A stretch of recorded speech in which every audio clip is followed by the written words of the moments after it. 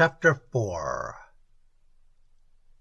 She was wrong about a lot of things, like Mosko not having any use for the fortune-telling scales, for instance.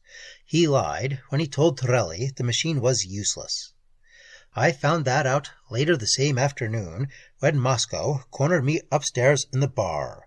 He'd been drinking a little and trying to get over his burn about the stolen money. "I'll get it back," he said. "Got a gold mine here. Biggest gold mine in the country.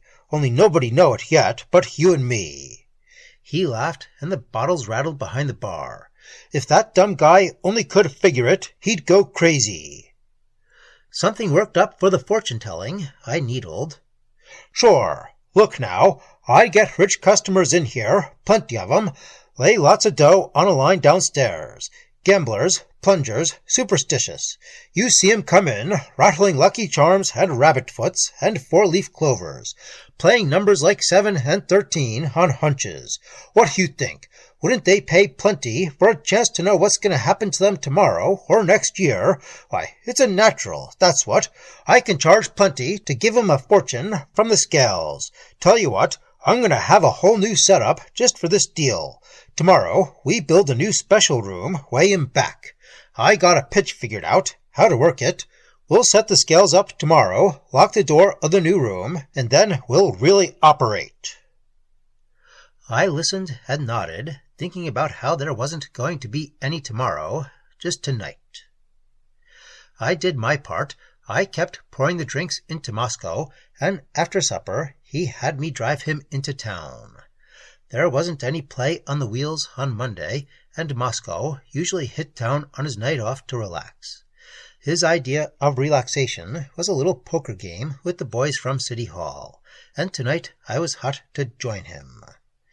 We played until almost 1, and I kept him interested as long as I could, knowing that Rosa and Torelli would be working on the machine back at the tavern. But it couldn't last forever, and then we were driving back, and Big Pete Mosko was mumbling next to me in the dark. "Only the beginning, boy," he said. "Gonna make $1 million off that scales. Talk about fortunes. I got one when I got a hold of Torelli, 1 million smackers, and the girl. Hey, watch it!" I almost drove the car off the road when he mentioned the girl. I wish I had now. "Torelli's a brainy apple," Mosko mumbled. "Dumb, but brainy. You know what I mean. I betcha he's got some other cute tricks up his sleeve, too. What you think? You believe that stuff about magic, or is it just a machine?" "I don't know," I told him. "I don't know nothing about science, or magic either. All I know is it works, and it gives me the creeps just to think about it. The scales sort of look at you, size you up, and then give you a payoff, and it always comes true." I began to pitch then. "Mosko, that thing's dangerous. It can make you a lot of trouble. You saw what it did to Don, and what happened to you when Rico had his fortune told. Why don't you get rid of it before something else happens? Why don't you let Torelli and Rosa go and forget about it?" "You going soft in the head?" Mosko grabbed my shoulder, and I almost went off the road again. "Leave go of $1 million and a machine that tells the truth about the future? Not me, buddy, and I want Torelli too, but most of all, I want Rosa, and I'm gonna get her. Soon. Maybe tonight." What I wanted to do to Big Pete Mosko would have pinned a murder rap on me for sure. I had to have time to think, to figure out some other angle, so I kept driving, until we pulled up outside the dark entrance to the tavern. Everything was quiet, and I couldn't see any light, so I figured whatever Rosa and Torelli had done was finished. We got out, and Mosko unlocked the front door. We walked in. Then everything happened at once. I heard the clicking noise from the corner. Mosko heard it too. He yelled and grabbed at something in the dark. I heard a crash, heard Torelli curse in Italian. Mosko stepped back. "No, you don't," he hollered. He had a gun. The gun had a bullet. The bullet had a target. That's all. Mosko shot. There was a scream and a thud, and then I got the lights on, and I could see. I could see Torelli standing there next to the scales, I could see the tools scattered around, and I could see the queer-looking hunk of flashing mirrors that must have been Torelli's secret machinery. I could see the old back of the scales, already screwed into place again. But I didn't look at these things, and neither did Mosko, and neither did Torelli. We looked at Rosa, lying on the floor. Rosa looked back, but she didn't see us, because she had a bullet between her eyes. "Dead!" Torelli screamed. "You murdered her!" Mosko blinked, but he didn't move. "How was I to know?" he said. "Thought somebody was busting into the place. What's the big idea anyhow?" "He's no idea. You murder her!" Mosko had his angle figured now. He sneered down at Torelli. "You're a fine one to talk, you lousy little crook. I caught you in the act, didn't I? Trying to steal the works. That's what you was doing. Now get busy and put that machinery back into the scales before I blow your brains out." Torelli looked at Mosko, then at Rosa. All at once he shrugged and picked the little box of mirrors and flashing discs from the floor. It was small, but from the way he hefted it, I could tell it was heavy. When he held it, it hummed, and the mirrors began to slide every which way, and it hurt my eyes to look at it. Torelli lifted the box full of science, the box full of magic, whatever it was, the box of secrets, the box of the future. Then he smiled at Mosko and opened his arms. The box smashed to the floor. There was a crash, and smoke, and a bright light. Then the noise, and the smoke, and the light went away, and there was nothing but old Torelli standing in a little pile of twisted wires and broken glass and tubes. Mosko raised his gun. Torelli stared straight into the muzzle and grinned. "You murder me too now, eh?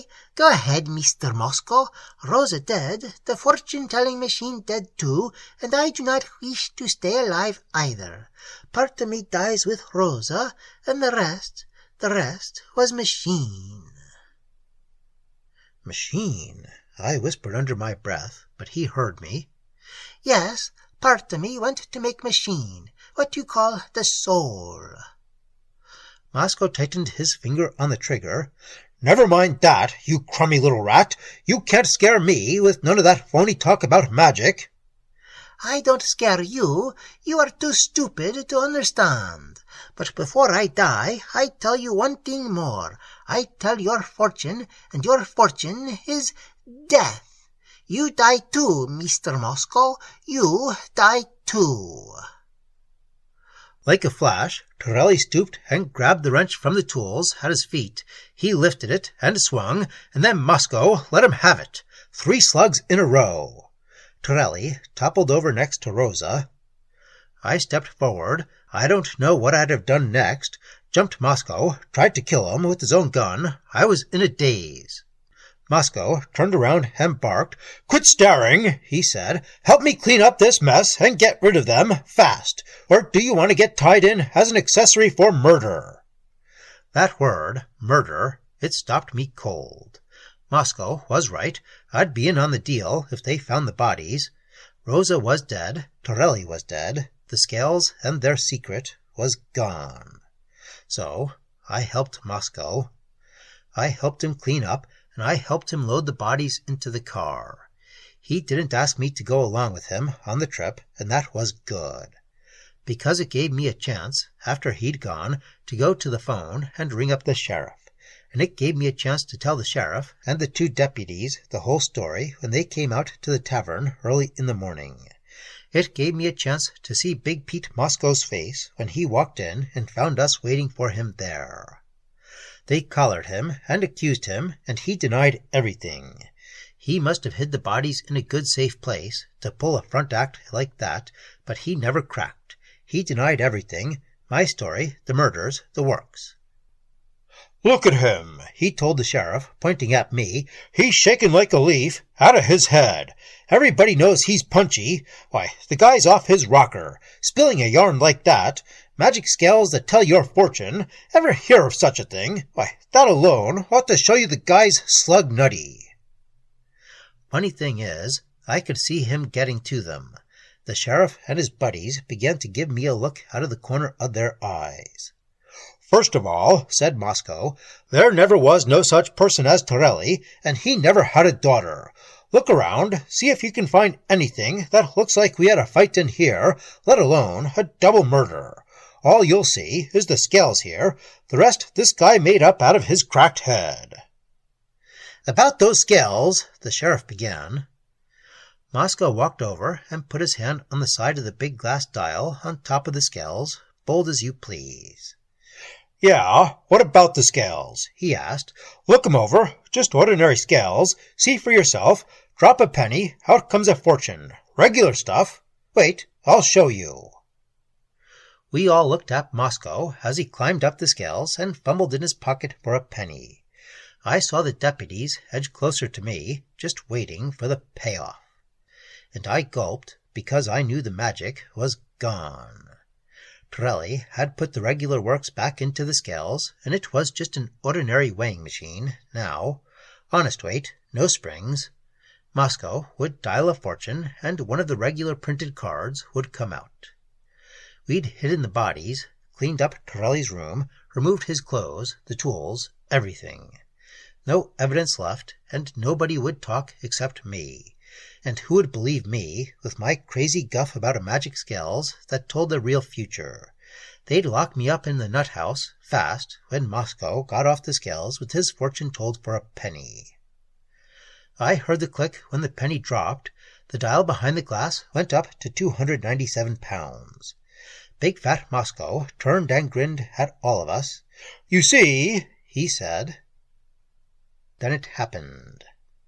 Maybe he was clumsy, maybe there was oil on the platform, maybe there was a ghost, and it pushed him. I don't know. All I know is that Mosko slipped, leaned forward to catch himself, and rammed his head against the glass top.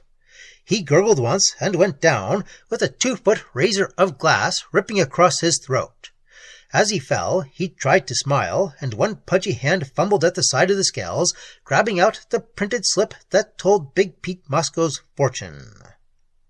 We had to pry that slip out of his hands, pry it out and read the dead man's future. Maybe it was just an ordinary scale now, but it told Mosko's fortune for sure. You figure it out. All I know is what I read. All I know is what Torelli's scale told Mosko about what was going to happen, and what did happen.